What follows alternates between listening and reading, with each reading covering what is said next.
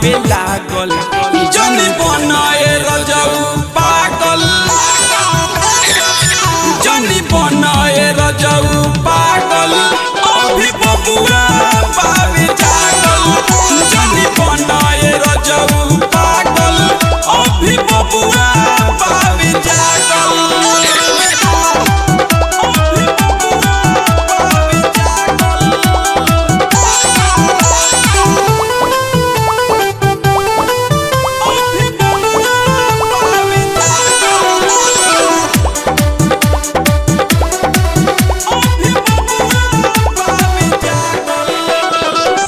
जाने काथी के मन हतोहार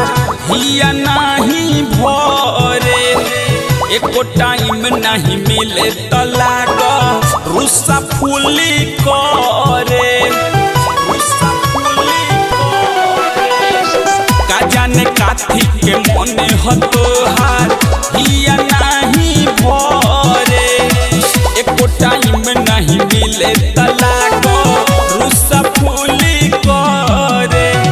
होता पसेना डोलावत बेना होता पसेना डोलावत बेना जगले लाइट बावे भागल जनी बनाए रजऊ पागल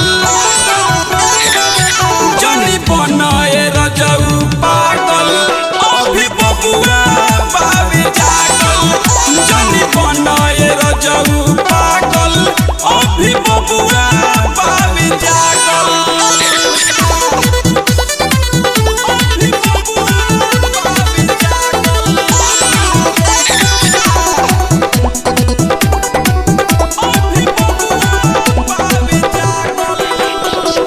खटनी कोयला के मारे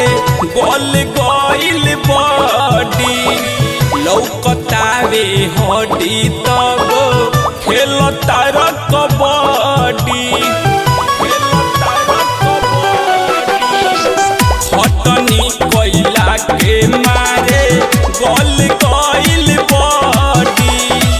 लौकतावे हड्डी तब खेलता कबड्डी